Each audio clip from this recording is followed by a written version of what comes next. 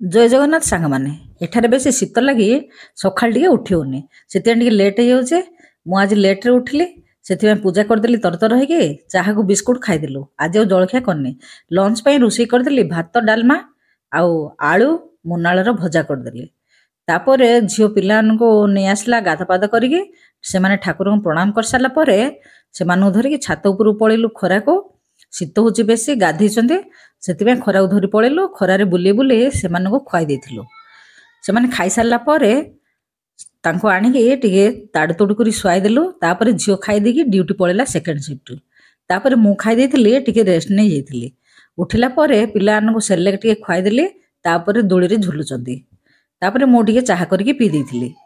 ଚାହା ପିଇ ସାରିଲା ପରେ ସେମାନଙ୍କୁ ଧରିକି ଟିକେ ବସିଲି ପାଠ ପଢ଼ାଇବା ପାଇଁ। ମୋ ଭିଡ଼ିଓଟି ଯଦି ଆପଣମାନଙ୍କୁ ଭଲ ଲାଗିବ ତାହେଲେ ମୋ ଚ୍ୟାନେଲକୁ ସବସ୍କ୍ରାଇବ କରିବେ। ରଖୁଛି, ଜୟ ଜଗନ୍ନାଥ।